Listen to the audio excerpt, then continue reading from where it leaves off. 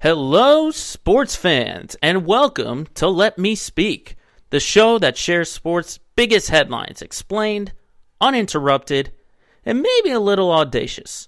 I'm Joe Braverman, and today's topics we'll be discussing are: with teams punching their ticket, which NBA playoff team has performed the best so far? Plus, expectations ahead of this weekend's NFL draft. And how the NHL playoffs could change with Alex Ovechkin's recent injury. It's episode 70 of Let Me Speak, and it starts right now.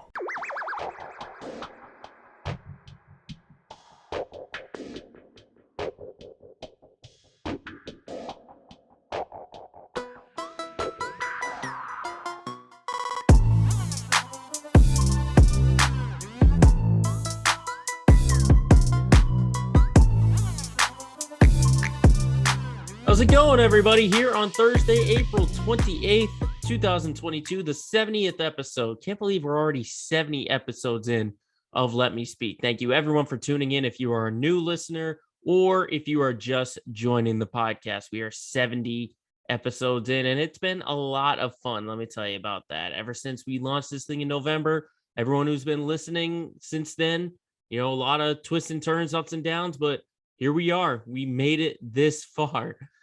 So we're going to keep it going, and hopefully we get a few more in there. Hopefully we get 70 more.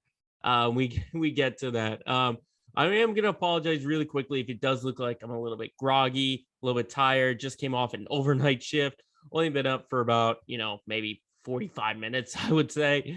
When you're doing a midnight to 6 a.m., you got to make sure, take some time to get back. Then you got to eat, obviously, because you don't want to miss breakfast. And then you go right back to sleep to really regain it. But so far, so good over at WEEI. Of course, you can mention your comments or provide me any messages on our social media pages, which we always provide at the end of our show. But this week is very, very exciting because it's a jam-packed week. You got the NFL draft, you got the NHL playoffs coming up, MLB is in full swing, and then, of course, the NBA playoffs, which is how we're going to start this episode. And so far in the first round, I would say kind of lackluster in terms of like what we've sort of expected. Some series hadn't gone as long as we thought, but there are still some like interesting, notes and storylines out there. And from my early, just quick knowledge, there are 3 series that are left to be played, and they all could end by tonight. So we'll just break it down again, series by series. But then again, the overarching question is what we will get to. And I think, again, we're going to start in the East and start with that number 1 seed, Miami. The Heat finishing off the Hawks in 5 games. And I was very surprised that Miami was able to pull off the victory on Tuesday, clinching in that game 5, 97-94, because there was no Kyle Lowry, there was no Jimmy Butler. But it's always nice when you have a guy like Victor Oladipo, who it seems like was totally out of the rotation. You bring him on with 2 of your top guys out. He throws in 23 points, and you get a nice time to rest before the second round, before you play either Philly or Toronto. And that just shows how deep Miami really is. And I think, while everyone talks about the Celtics defense being the tops in the league, I think Miami has to be a close second because, again, like I said last week, the way they've been attacking Trae Young and that whole Atlanta team, I mean, they made a guy like Trae Young look totally pedestrian in that series. So I think that's been totally overlooked. Just looking at the numbers real quick that Trae Young has, he averaged 15 and a half points per game in this series. This is a guy who normally averages like 25 or something like that. He only shot 32% from the field and 18% from 3. That's unbelievable. Then, of course, he averaged 6 assists and 5 rebounds. But the way that they made Trae Young look absolutely human, unreal. And I know everyone's been overlooking Miami pretty much all season long just because of how consistent they've been and all the other big storylines that have happened in the NBA. But it would not surprise me at all to see Miami get back to the NBA final. Because like I mentioned, this is a team still with championship history. Most of their core from that bubble season is still there. So I mean, even with the injuries to Lowry and Jimmy Butler, you got guys like Victor Oladipo coming through. The unsung guys I mentioned, Strus and Vincent. Then you've got Robinson and Hero. Obviously, just the depth that this team has. And of course, you can't forget Bam Adebayo. I know everyone's going to comment on me. Why didn't you throw Bam in there? Bam is one of the top centers that this game has right now. So the way that this team is constructed, what Eric Spoelstra has done, I think deserves a lot of credit. And I think they're the number one seed for a reason, just because of the way they played. Now, when they go into the second round, though, my question is, offensively, will they continue this kind of surge? Was Jimmy Butler going to be healthy enough? Is Kyle Lowry going to be healthy enough? Because, I mean, if you're playing either Philly or Toronto, I think that poses a bigger threat compared to Atlanta, just because Atlanta was, very inconsistent, not really that healthy. They didn't have, their top. They didn't have Bogdan Bogdanovic, who was one of their top offensive weapons. Then, of course, John Collins was out for most of the series. So I think it's a tougher test for Miami. I still would favor them, depending on who they play. If it's the Sixers or the Raptors, I still would favor them. I would just want to hear more about the injury situation and how healthy this team is going to be when they get into the second round, and if they want to go even further. So props to the Heat for finishing the Hawks off. I mean, you took out the runner-ups in the Eastern Conference. This was a team that went to the Eastern Conference Finals a year ago. So that's impressive no matter who it is. So props to Miami for that one. But the other team that was right behind them at number one was the number 2 seed, and that's the Celtics. They defy all expectations and sweep the preseason title favorites. You go back into the odds, Vegas odds, surveys, anything like that. The Brooklyn Nets were the team picked to go to the NBA Finals and even win the NBA Finals. Now what happens? They fall to the 7th seed, they win a playing game, and then they get swept by the Boston Celtics, a team they absolutely wiped the floor with a year ago in 5 games. So, I mean, we'll talk about the Celtics side when we get into our Let's Get Local segment, but my goodness, Brooklyn is the story. Brooklyn is the story. And considering how this season started and how it ended, it just looked like this season was doomed. I mean, when you had Kyrie only being a part-time player, or no, he was even out. He was out entirely, and then eventually they brought him in. Then you had KD with his injury back in January. The situation with James Harden wanting out, he basically didn't play. And then Ben Simmons, the situation not even playing, which, by the way, that's a story within itself, which we'll talk probably a lot in the future. But it's kind of a joke where you hear all these rumors of, oh, game 4, game 4, game 4, game 4. And then all of a sudden, the next morning after the Celtics have an incredible game 3 performance to beat Brooklyn, he all of a sudden wakes up and he's like, my back's a little sore. I don't think I'm going to play. So there's just so many controversies with this Nets team.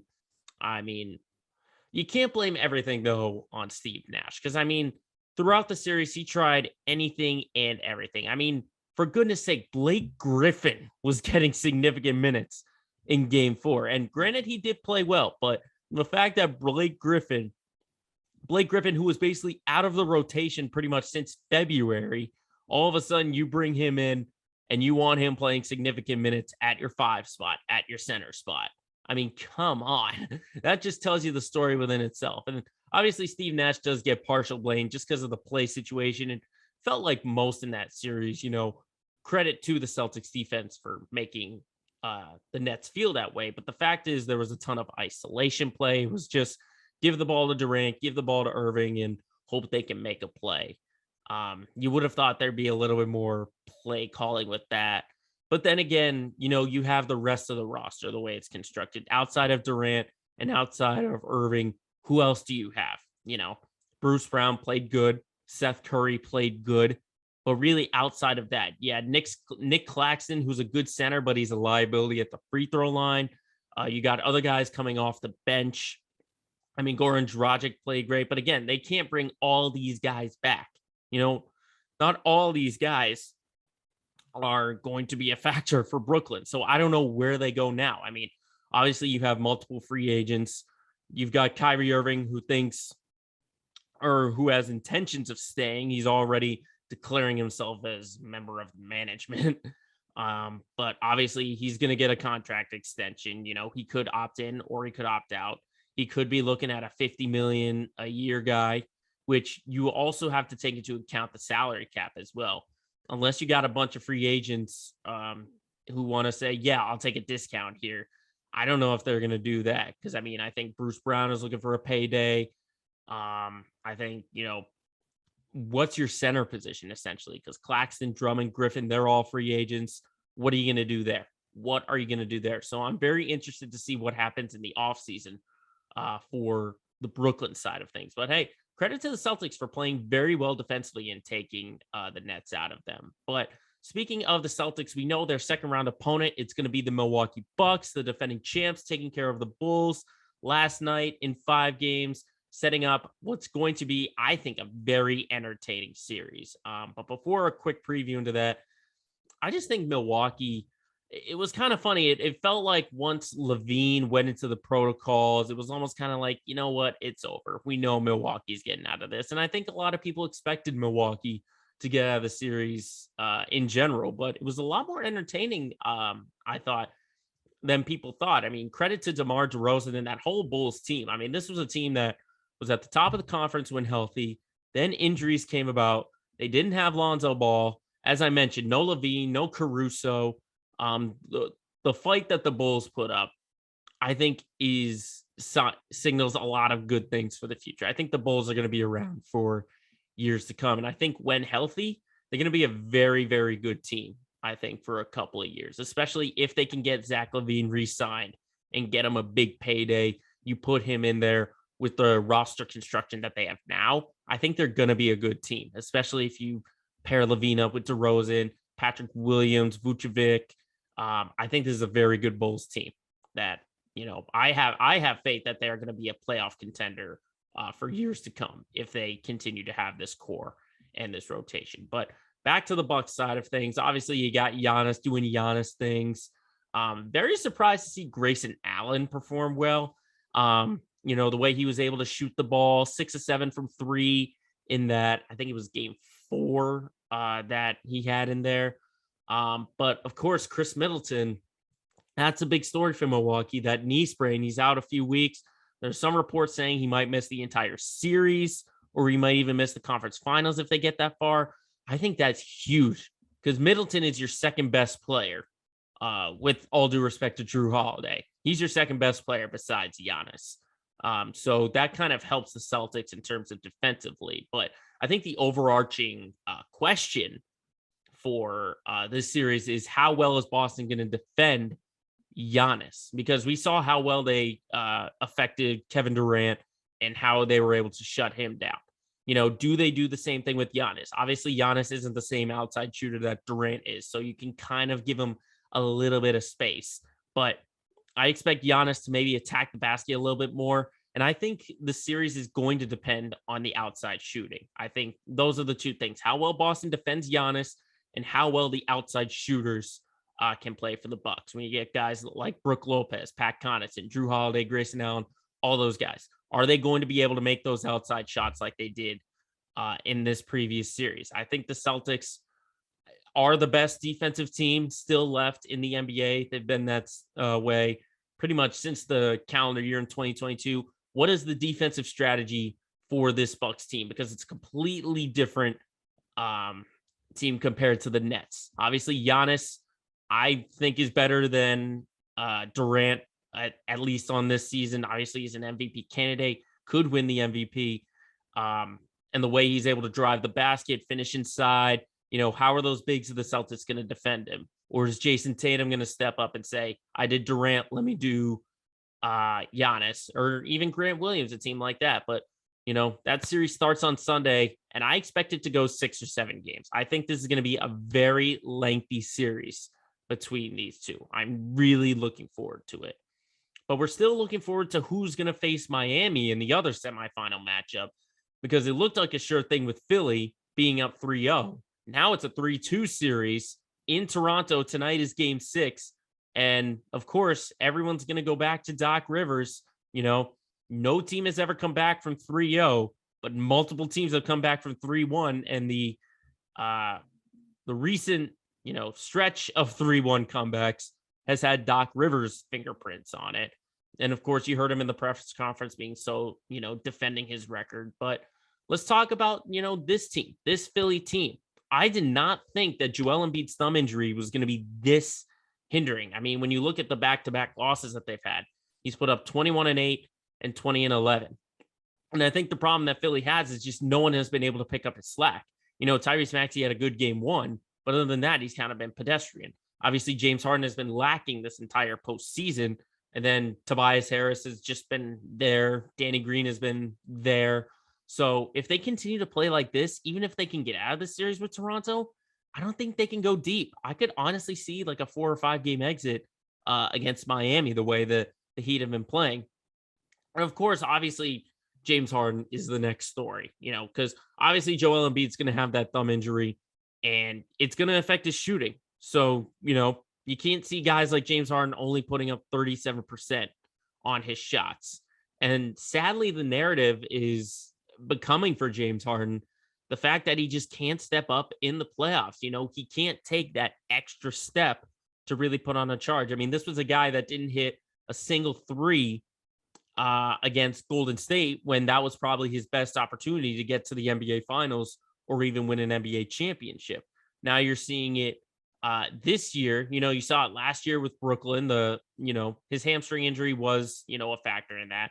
But, pretty much since he's gotten to Philly, he hasn't been the same player. So I don't know what's going on with James Harden. He's got to be playing better than this. I do think eventually they get out of this Toronto series. I honestly could see him wrapping it up tonight. But the Raptors are just a tough team. They are a very tough team, even without Fred VanVleet on the floor, their leading scorer. Just there are not pieces that just stand out to you. Obviously you got Pascal Siakam as your lead guy. But other than that, I mean, you got Scotty Barnes playing well. Precious Achiuwa has been playing really well. Gary Trent. I mean, this is just a really good team. And, again, another team that kind of got overlooked. They finished the postseason, or the regular season, I should say, really, really strong.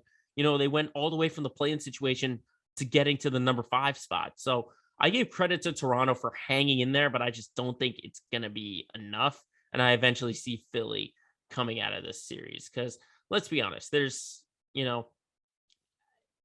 Toronto's good, but I don't think they're that good. And even if they get out of this, I think it's a quick exit. It's a quick exit for whoever comes out of that series and whoever's got to play Miami. But that's what's going on in the East. What about in the West? I mean, let's talk Phoenix, New Orleans. That, again, as I said last week, it's all of a sudden gotten very, very interesting. But the Suns obviously coming up big, like we know Chris Paul to do, taking that 3-2 lead over New Orleans with Game 6 tonight. Phoenix with a chance to get into that second round. And as I said, Chris Paul doing CP3 things, stepping up when he needs to, 22-11 in Game 5. But then the complementary pieces, again, it's really throughout the regular season, these complementary pieces don't really get looked at as much. But you see guys like Mikal Bridges and Cam Johnson and all these other guys.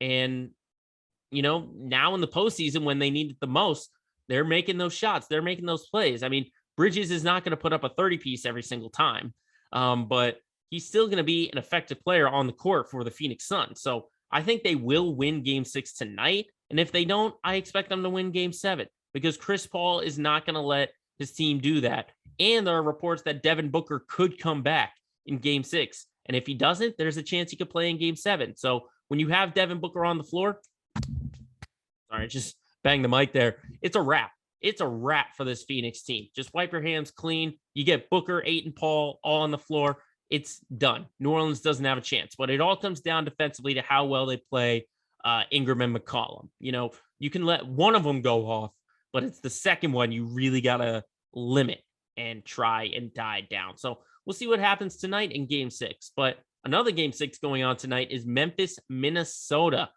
Probably, in my eyes, the most entertaining series of the playoffs so far, with no disrespect to Boston and Brooklyn. But come on, the way these two teams have gone back and forth, the multiple comebacks by the Grizzlies, especially in that game 5 when Ja had an absolute poster, maybe the dunk of the playoffs the last 3 or 4 years, coming back from an 11-point fourth quarter deficit. And then the game winner for Ja on that layup. I mean, wow. It's one of those series where you have no idea who has the edge. You could justify tonight's game 6 for Memphis or Minnesota winning.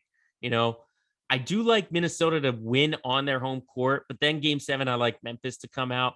The problem I see is just, when it comes down to the big time shots, obviously Ja is that guy, but who else offensively is going to be that guy? Because I think defensively, they've been 50-50, but they're getting better. And then obviously Minnesota has all these weapons like Towns and Anthony Edwards and D'Lo. How well do they defend against those guys?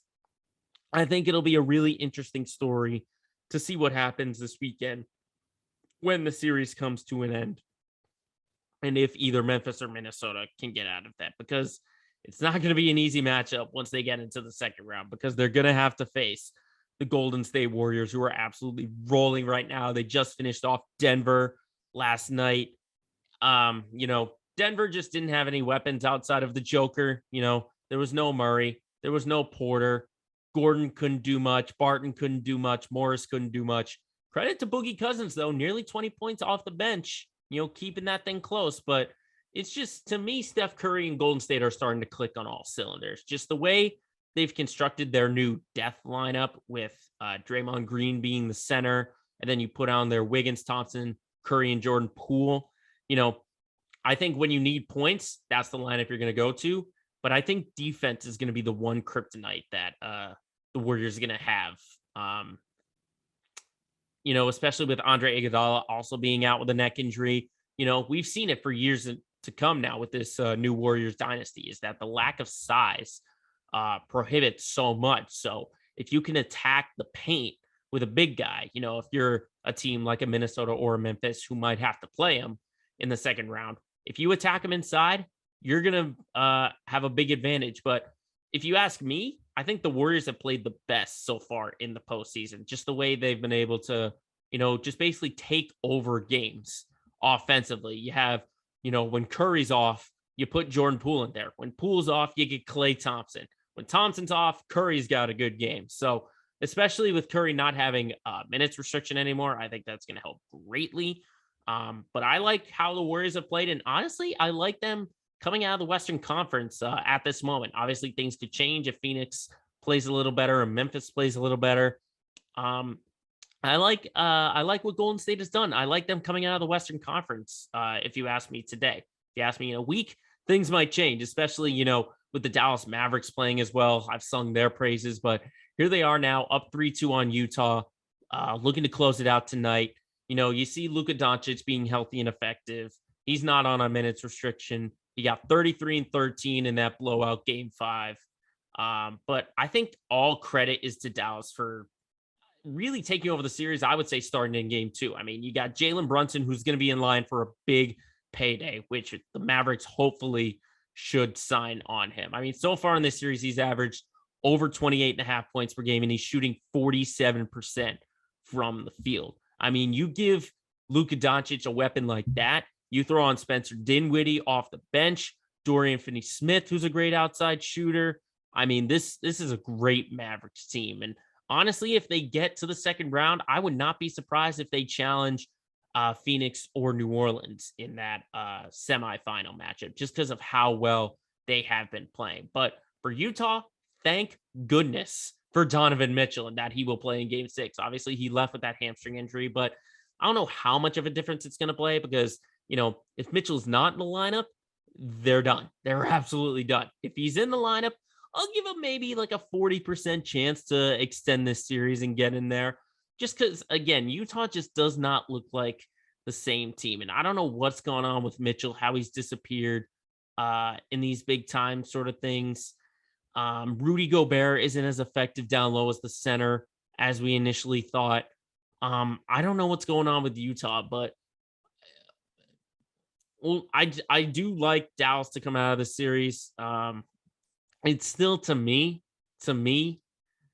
Utah has no chance, even if Mitchell plays or not. But this has been kind of an overlooked series just because it's a 4-5 and there's been more compelling series. But I think with a healthy Luka Doncic, this team can go a long way. Dallas can. And if they don't go a long way this year, I think they're going to be big contenders for years to come. But obviously, the playoffs are the most exciting time in the NBA season. And I'm really looking forward to what happens in the semifinals of the playoffs that kick off this weekend.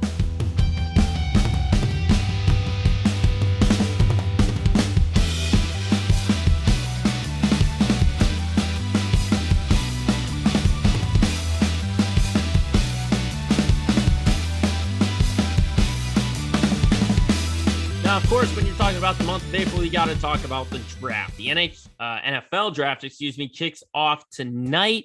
We got round 1 tonight. Tomorrow night's round 2 and 3. And then in the weekend, it'll be 4 through 7, which no one really listens to anyway.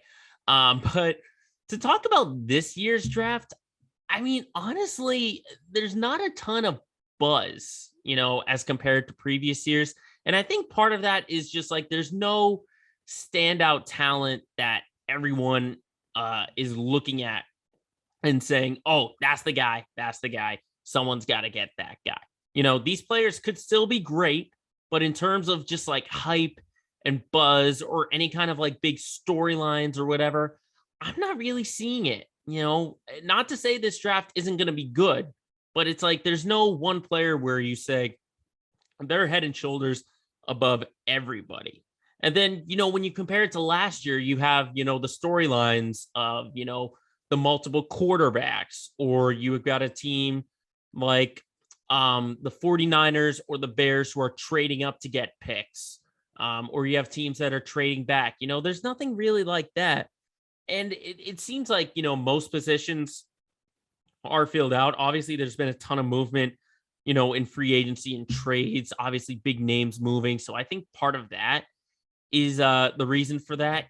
There's a team, there are a bunch of teams that need needs, but there's no like, standout need for a contender that anyone's really talking about. So that's why I think everything's kind of been sort of died down a little bit with this year's draft. But I still think it's going to be a good draft. Obviously, you have the Jaguars picking number 1 and then the Lions picking at number 2. There are a lot of mock drafts and predictions are saying that it's either going to be Trayvon Walker or Aiden Hutchinson at the defensive end position. And ultimately, I do think they're going to go defense at number 1, just because the offense, I think, is set for a couple of years. Obviously, you got Trevor Lawrence, and then you've got a bunch of great running backs like James Robinson. Travis Etienne is going to come back.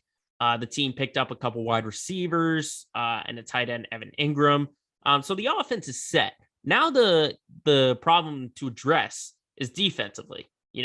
They probably are going to need, they got to fix that defensive line and they got to get a corner. They got to get a cornerback position, someone who can eventually mold into maybe like a number 1 kind of guy that you can put on any top wide receivers. But as I said, it's either Trayvon Walker from Georgia, Aiden Hutchinson from Michigan. My theory is that whoever the Jaguars don't take is probably what the Lions are going to take at number 2, just because I think Detroit's kind of in the same spot. I mean, they played well offensively at the end of the regular season. They had a big game knocking off the Cardinals at one point. I mean, you could go for Jared Goff for another year, but you've got a bunch of great building blocks like DeAndre Swift. Amon-Ra St. Brown played incredible last year, especially for me on my fantasy team, which helped for a victory. TJ Hawkinson at the tight end position. So I think, the top 2 teams are looking for defense, and they're probably going to go on the defensive line.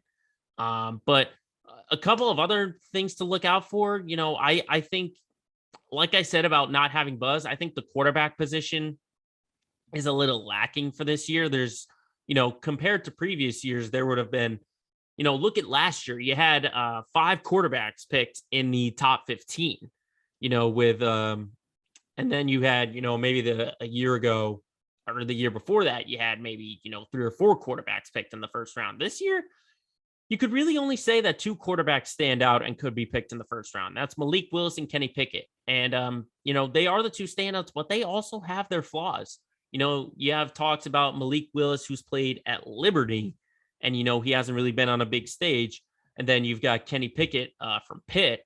Everyone's talking about his smaller than average hands. So I think that's it. I think you also have most teams that have figured out their quarterback plans, with only a few teams that still have their needs. The Panthers, the Browns. The Panthers we're waiting to see if they commit to Sam Darnold. The Browns have an opportunity to trade Baker Mayfield. You got the Steelers, the Falcons, the Saints. They all have quarterback needs. So, that's another storyline right there is, there could be a ton of trades. You can see a lot of teams move forward, a lot of teams move back. You have a bunch of trade pieces. Like I said, Baker Mayfield is out there. Just to name one piece that could be out there and could be part of it. Deebo Samuel as well, that we talked about last week. That can be a big draft day trade as well from San Francisco. So I think that's another storyline right there, is how much movement is there going to be, especially when you have teams with multiple first round picks. You have the Jets with 2 in the top 10. You've got, I think it's the Eagles and the Saints have the next 4 picks combined with the 2 of them from 15 to 18 or something like that. So there could be a lot of movement. Teams can move out of the draft. Teams can move into the draft and maybe go for a guy, like a Jameson Williams at the wide receiver position, which has been another storyline within itself. Is I think wide receiver probably has the most depth in the draft this year as compared to previous years. I mean, you look at guys like Garrett Wilson, who's probably the top prospect.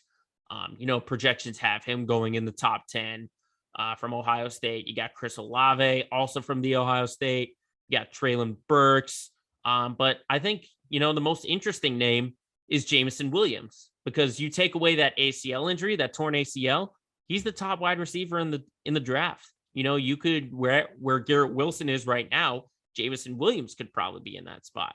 But then, you got people saying, oh, he could go at 13. Or he could go all the way at 21, and fall to the Patriots or something like that. But you see a ton of teams who might want to trade into the draft to get someone like that, maybe like a Kansas City or a Green Bay or a New Orleans that has, needs at the wide receiver position, or New England that I just mentioned. A lot of teams could use it. Or there are those teams that see all the depth at the wide receiver position, just kind of stay where they are and think, oh, this guy is going to be better for our team. So I'm really interested to see what happens at that position. And then finally, the cornerback position. We're hearing a lot about Sauce Gardner and Darryl Stingley. So again, similar to the wide receiver position, those same teams probably have cornerback needs. Do they trade in to the first round, or do they wait until round 2, round 3 to get their guy? I don't know. I don't know what is going to happen with this draft. And I think that's what makes the draft so exciting, is that it's very unpredictable. You have no idea what's going to happen. And regardless of how much buzz or lack of buzz there is for this year's draft, that you want to tune in, because you don't know what's going to happen. So I'm very much looking forward to the draft, and looking forward to next week talking about all the picks that have been made and what teams did or didn't get themselves in the best spot.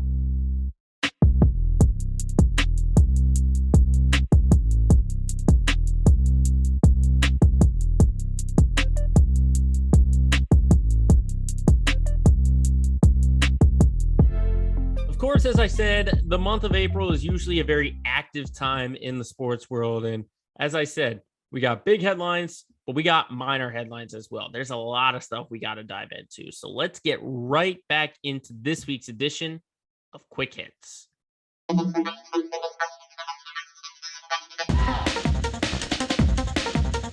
And we start in the NHL, not necessarily with the playoffs to the end of the regular season, but a little bit of injury news with Alex Ovechkin, a guy who rarely misses time, rarely has injuries. He had to miss Tuesday's game and is probably going to miss the rest of the regular season. And we're hearing reports that status for the first round is unclear. And that, you know something's really wrong when Alex Ovechkin is not playing in the lineup. When you look at it on the side of things, I don't really see the Capitals going far anyway. But it's kind of similar to Donovan Mitchell and the Jazz that I talked about earlier. With Ovechkin on the ice and in the line chart, the Capitals have a chance. Not in the lineup, they're done. Because, I mean, look at what Ovi's done at age 36. 50 goals. 50 goals on the year. You know who's the next closest? Tom Wilson and Kuznetsov with 24. 24. So Ovi has obviously been the best player for the Capitals this year. And right now they're sitting in the final wild card spot with all sights set, probably on the Florida Panthers as a first round matchup. Because I don't know if they're going to catch the Bruins to leapfrog it or even play the Hurricanes. So I think something to watch out for is Alex Ovechkin. How healthy is he? Because the Capitals are going to go nowhere if he's not on the ice.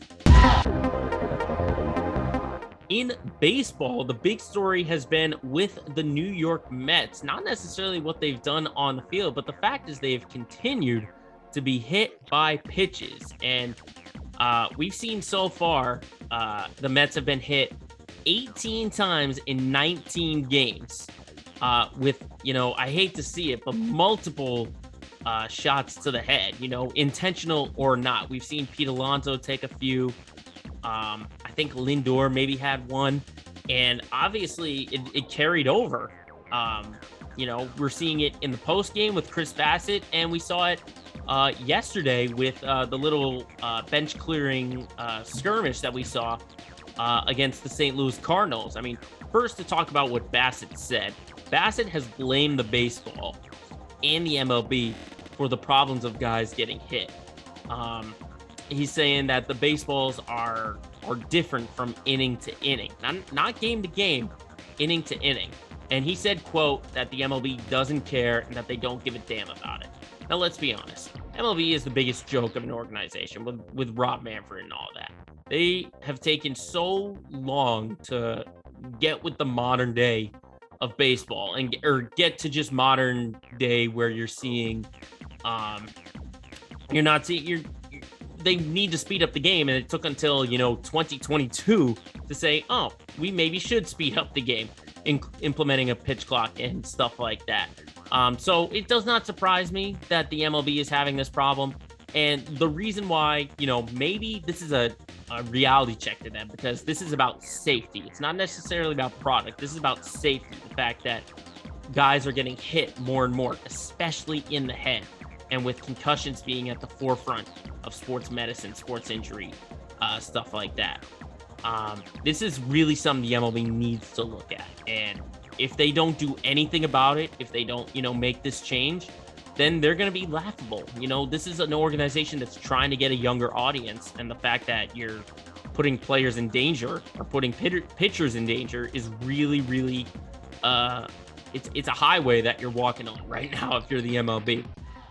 But as I said, it led to the benches clearing brawl. Nolan Arenado had to duck away from a high delivery. I mean, you got a Cardinals coach dragging Pete Alonso to the ground. So I think it all has to do with these baseballs, what Chris Bassett said. And plus, I'll take the word on it. I mean, he's the pitcher. He's holding on to that ball. He knows what it's like. And I think these new baseballs are going to be this year's sticky substance, like last year was with the spider tack and the goop and stuff like that. I think this year is going to be about the baseball. Back to basketball really quickly. When Kevin Durant's not on the court playing and he doesn't have anything to worry about, he's got his burner accounts going on social media. And once again, he demonstrates himself as being completely soft by calling out Charles Barkley for his comments about being a leader and getting swept by the Boston Celtics. Of course, if you go back to his Instagram, he posted stories after Barkley had said comments about being a leader. And he said, it's different when you're driving the bus. What did Kevin Durant do on his Instagram? He posts photos of Charles Barkley on old Rockets and Sixers team. These were teams where he was playing with, I think he had Akeem and Moses Malone. And honestly, what are you doing? What are you doing, Kevin Durant? Seriously. And thank goodness the NBA on TNT got back at him. Their social media team, Even Durant responded to one Twitter user saying, "Oh, you posted this in the morning. Now there are so many great editors that will get back at you." And Durant said, "Just another day." And what is it they do? What does the NBA on TNT do? They recreate that scene on The Office. And it was just really funny. Just go check it out. NBA on TNT, either on Twitter or on Instagram. But again, he's once again demonstrating himself as the softest athlete in sports. The fact that he has such thin skin that if anyone says anything bad about him, he's going to clap back. And obviously, it's one thing for someone to say, "Oh, I'm proving my haters wrong." But the fact that you're like vividly, I don't know what he's doing, but vividly looking at social media, seeing if anyone's got their name in his mouth, and he's going to clap back. I mean, it's kind of a shame to see Durant kind of take this route. I mean, you just got swept. You just got swept out of the playoffs. Maybe put your phone on silent and worry about yourself. Sticking with basketball really quickly, we're only a few weeks away from the WNBA season getting underway. I should say a few days, few weeks. And of course, one of the stories has been the veterans who are sticking around. Sue Bird is back, who just turned 41, 42, and Diana Taurasi, who's going to turn 40 in June while playing in her, I think, 19th season with the Phoenix Mercury. And in a recent interview, Taurasi recently said that she's not even thinking about retirement right now.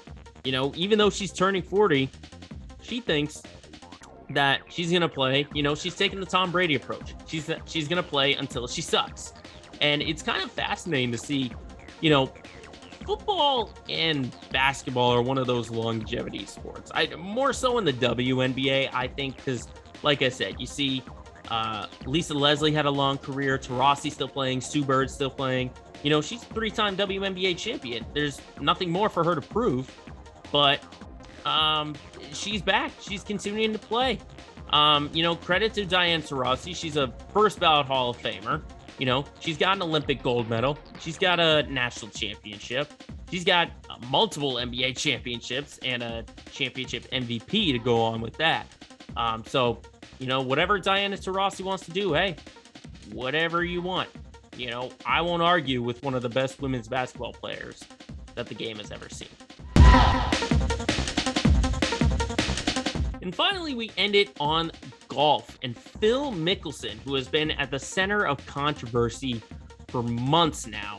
And what we're seeing now from this past week is that he's inching closer towards a return to golf. We've seen that he's registered for the PGA Championship and the US Open, both of which are taking place in June. And not only that, but he also is requesting his release from the PGA Tour to play in the Saudi Golf League's first event, which will take place, I think, in the first or second week of June. I think it was June 8th, I saw, was the first tournament date. And honestly, to me, this is just Phil kind of keeping his options open, hoping someone's going to say, does someone want to take me? Somebody? Anybody? Because let's be honest, he burned a lot of bridges. He burned a lot of bridges with the interview talking about the Saudis and then talking about the PGA Tour in general. So I don't know how he's going to be returned. And, ultimately, I do think it was a smart thing for him to kind of step away from the golf, from the PGA Tour, just to kind of do some reflecting. Maybe he comes back and has like a press conference and has like a prepared statement saying like, my words were completely and utterly ridiculous. Because ultimately, I don't know if the PGA or the golf world in general are going to forgive him if he does come back. I don't know what's going to happen with Lefty, but again, it's just him keeping his options open, hoping someone will forgive him. And hopefully he won't be affected once he eventually gets back to playing the game of golf. We'll have to see what happens to Phil when the time comes. There's still a month away before those tournaments. And that is a wrap up on, once again, Quick Hits.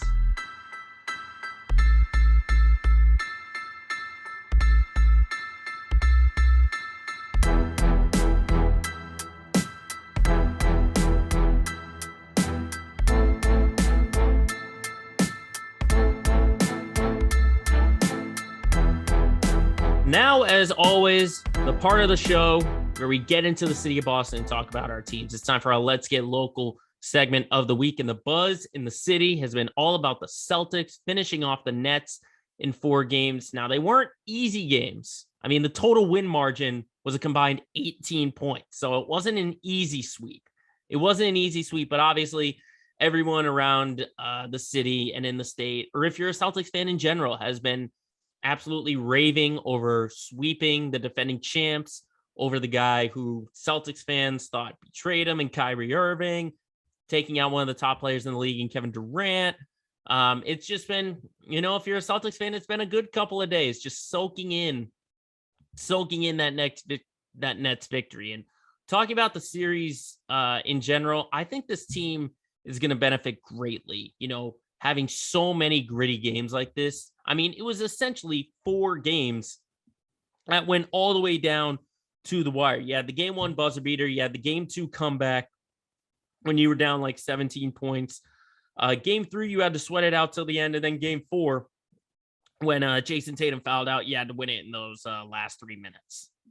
I think is going to help this team go on a substantial run. And I've just been kind of reflecting, compared to last year versus this year, because again, it was the second straight year that the Celtics and the Nets played in the first round, but just with the roles reversed. Last year, the Celtics were the 7 and the Nets were the 2. This year, the Nets are the 7 and the Celtics are a 2. And just looking at what the Celtics did in that series compared to this series, it's no longer stagnant isolation ball 24/7. It's no longer, essentially what the Nets did in this series is kind of what the Celtics were doing last season, just kind of putting it in the hands of Jason Tatum and hoping he can do some things. Now, obviously, the roster for Boston was much different last year as compared to this year. A lot of turnover, including coach and management. And obviously, Jaylen Brown didn't play in that series. But just seeing players other than Jason Tatum that can lead an offense is a big confidence boost. Because, when Tatum fouled out of that game, which, by the way, that 6th foul was absolutely horrendous, and the officiating in that game in general wasn't very good. But to see other guys come through, like Marcus Smart lead the charge, Jaylen Brown come through, Al Horford with that big putback. I mean, seeing players other than Jason Tatum. Obviously, you'd rather have Tatum on the floor than off the floor. But when you have situations like this where he's not there, I mean, full credit to the Celtics supporting cast. I'm very impressed with the performances of a lot of guys. Marcus Smart averaged 60.5 and 7 assists. Al Horford shot 60% from 3 and averaged 13 points. But Grant Williams, man, what a two-way player he's become. He had great defense on Durant. He also shot 58% from the field, 50% from 3, averaged 11 points, and it's just become all reliable from beyond the arc. I'm very, very impressed to see what the supporting cast has done. Especially, there was part of me that was skeptical that Daniel Tice could play the role of Robert Williams defensively. And look what he did. He managed to be the best big man compared to the Brooklyn Nets big men. And then when Robert Williams came back, the fact that he was effective and he wasn't having any kind of setbacks, I think is absolutely huge. And I think it's the depth of this team that's really going to help, not only having this sort of gritty series against Brooklyn, but the fact is when they have all these kind of pieces, you could go all the way to the number 9 spot when you're playing Peyton Pritchard.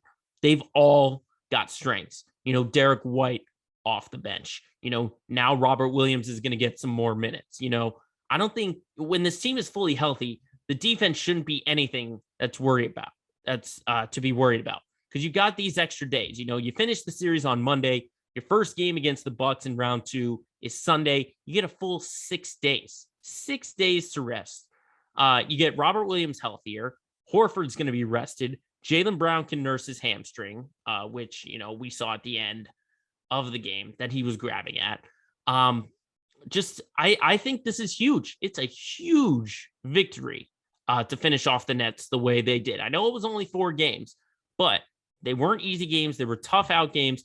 Really, the only thing I could see is just those extra days of rest. It's a weird schedule, not only the 5 days of rest, but You play game 1 Sunday against Milwaukee, then game 2 is Tuesday, and then game 3 isn't until Saturday.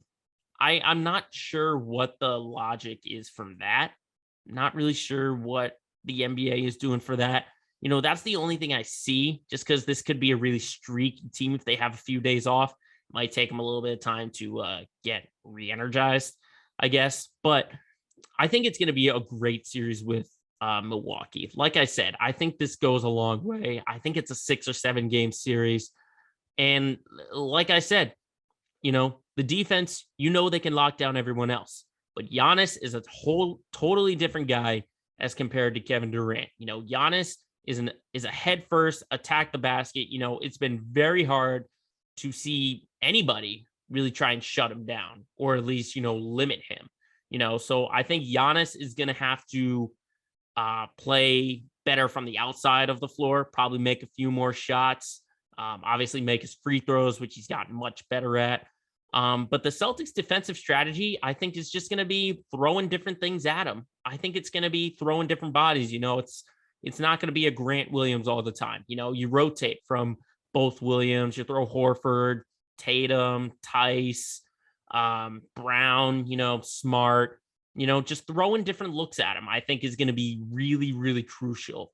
And then just, you can give him space as compared to Durant. Once Durant got the ball, you saw those defenders right up in him, contesting everything. I think with this team, with the Bucks, I think recovery defense is going to be huge, because there's going to be a double team whenever Giannis is driving into the paint. That's going to happen. And then he's going to kick it out to his shooters, all the names I mentioned in our first segment. How well does the defense recover onto them? And are they going to be able to contest and limit the outside shooting that the Bucks have? Because they're a good shooting team, even without Chris Middleton in the lineup. They've still got a bunch of great weapons beyond the arc. Even their center, Brook Lopez, can go out and shoot the three. So I don't know if that's going to really affect them as much, but I think it's going to be a real entertaining series. I have confidence that they can get out of this series. I don't know if they will.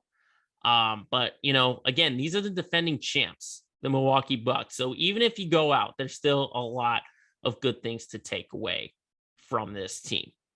But going from a different end of the spectrum, you got a team riding high like the Celtics to a team that's been a little bit low in the Red Sox. And they continue to struggle as they are currently in Toronto. They're playing the Blue Jays, and they're sitting at a record of 8-11. Now, they broke their 4-game losing streak last night with a big 7-1 victory. I thought that was a great game. But for the Red Sox in general, and again, I only say this in the present tense, things could be different once we hit July, August, September, something like that. But just talking about what we have seen in the first 19 games of the season, the problem I'm seeing is inconsistencies. There are inconsistencies aplenty with this ball club. I mean, first off, you start with Alex Cora, who's been away from the team for about a week. I mean, luckily he was able to come back during this Toronto series, but he tested positive for COVID, and he wasn't down there against Tampa. He wasn't there against Toronto at some point. And Will Venable just, I'm not going to say he did a poor job, but there were just some decisions I thought he could have done a lot better. But then you have just the lineup continues to just not be performing the way they are. I mean, Story, Dahlbeck, Vasquez, Bradley, Kike, they're all hitting under 250. And meanwhile, you got Bogarts, who's hot, which is a good thing. You got JD, who's hitting it well, but he's getting up there in age, so he's got a lot of injuries and soreness and stuff like that.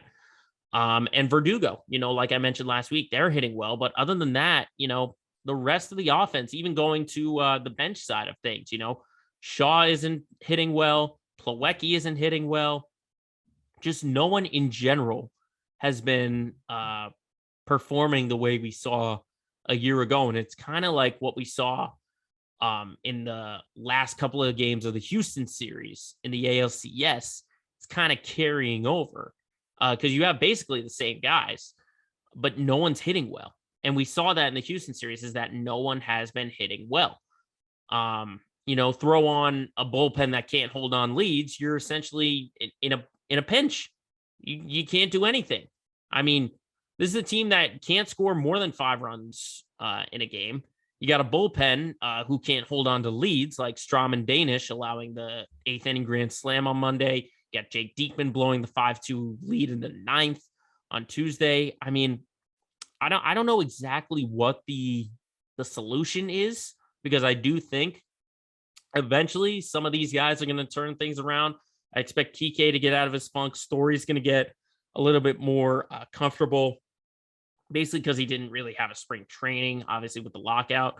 But I think the one thing that Alex Cora could do is trusting his starters a little bit more, just because the bullpen is so lacking. I mean, you might need to flip-flop Tanner Houck and Garrett Whitlock, because Whitlock has been arguably your best pitcher so far. You got Whitlock in there. You throw Nathan Eovaldi in there, which, by the way, he should have stayed in the game longer. I don't know why Will Venable pulled him after 7. But, you know, Waka pitched great. I should also mention Michael Waka. He pitched well. That was a good acquisition. But outside of that, the rest of the pitchers that you have are not very good right now. And I don't know how much longer you can hold out until Chris Sale comes back, or if you're waiting for another guy like Cutter Crawford to hopefully fix things, or James Paxton to get better. I don't know how much you're holding on that, but I think just, you know, part of the struggle has to do with Chaim Bloom and the kind of decisions that he's been making. You know, not committing to Nathan Eovaldi for long term, not signing Devers or Bogarts to extensions. I mean, part of it is just the construction of the roster that Chaim Bloom has set up. He didn't go get another bullpen arm. He said he went to the bargain bin, looked at the last guy on the list or at the bottom of the bin and said, hey, this is the guy that we can use. And right now he's paying for it. You know, there are only a handful of times that this bullpen can have good stretches. You know, Hansel Robles is having a great stretch of games. I think he's gone, like 20 innings dating back to last year without giving up a run. So credit to him. But other than that, there's not really anything else that Chaim Bloom has done to this team. And I don't know if he's waiting for that farm system, if he's waiting for Tristan Cassis to come on up, or if he's waiting for Jeter Downs. I don't know what he's doing, but the way he constructed his roster makes a lot of Sox fans think it's time to just throw away 2022, and it's already April and we're about to turn into May. So let's not hit the panic button just yet, but just in the immediate future, it's not looking good for the Red Sox the way they've played. But it is looking good for the Boston Bruins the way they have played the past couple of games. They're currently on a 3-game winning streak. They've won 5 of their last 6 games, and they're wrapping up the regular season starting tonight with a back-to-back. They're going to host Buffalo in the last home game of the regular season. Then they travel to Toronto to take on the Maple Leafs. And right now, the way the standings are looking, it's going to take a miracle to get in that 3 spot. You know, like I said, to leapfrog Tampa Bay, you got to hope that Tampa drops their next 2 games, which it's looking like it's not going to be, because they got to play the Islanders and the Blue Jackets. And then you got to win these 2 games. So it's really going to take a miracle for the Bruins to leapfrog the Lightning. You know, they got to win these 2 games. Tampa's got to lose their 2 games. But ultimately, let's just call it like it is. They're going to be in that first wild card spot. They're going to play the Carolina Hurricanes in the first round. But before we get into that, just seeing all the injury, or the guys with injuries, come back into the lineup. Look at the difference in energy when you see David Pastrnak back into the lineup, and Hampus Lindholm back into the ice, and Linus Ullmark back in between the pipes at nets. I mean, look at what Pasta's done in his first 2 games back. 4 points, which is a goal and 3 assists, and he's a +3 rating in 2 games back from that injuries. I mean, there is still some concerns about, you know, letting the Canadians, a team that is the worst in the East, come back. You know, you had a 3-goal lead on them. You let them come back, get them within 1, and then eventually you got the empty netter. You know, that does leave some concern. It raises some concerns with the way Bruce Cassidy's kind of coaching his guys. But I do think there is a chance. Not going to say it's going to happen, but there's a chance that this team can get out of the first round, you know, playing a team like the Hurricanes. You know, we've seen in recent history with Carolina that defense is usually a struggle for them. We know they can score the puck, and we know the Bruins sometimes have a really hard time. They have a couple of lulls. You know, they usually have a second period where they're just giving it up, or they have poor starts. So if they limit those, and they just continue to put the puck in the net, then there's a chance you can get past Carolina. If you ask me, I wouldn't like their chances going against Carolina. But I mean, you've got guys like you got good defenders like Carlo and Lindholm who are now back and healthy. Pasternak. This is a team you got to remember when they had that line shift change and they broke up that perfection line. It got that much better. The team got that much better. And then once they hit a wall, it was because they had so many injuries. And, Pasternak obviously is the big factor in that. But you've got great goaltenders who seem to feed off of each other. Swayman's gotten better and Ullmark has gotten better. Who's going to be your go-to guy when it comes to playoff time? I'm not 100% sure. I'd probably put my money on Linus right now. Linus Ullmark to be that goaltender when it comes to game one or whatever. But they could be split in time. You never know what Bruce Cassidy will be able to do. But we'll see what the Bruins can do once they end the regular season and get into the postseason. And for the city of Boston, we know that playoff time means the energy is substantially going to pick up.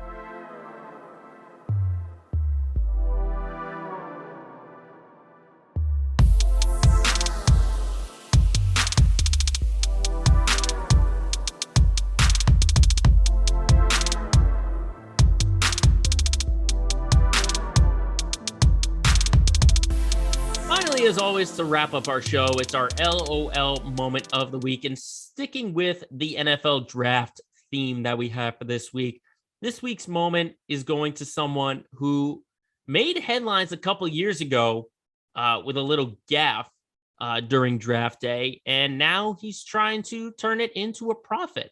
So without any further ado, this week's LOL moment of the week is going to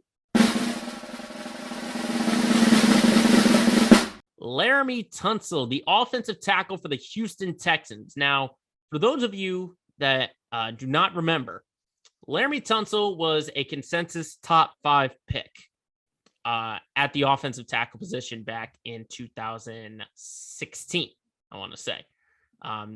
Some were saying that he could even go number 1. But what does he do during the day of the draft on day 1?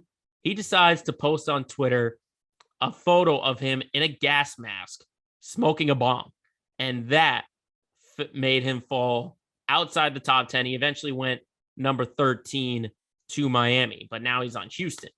Why does this matter? Because it turns out Tunsil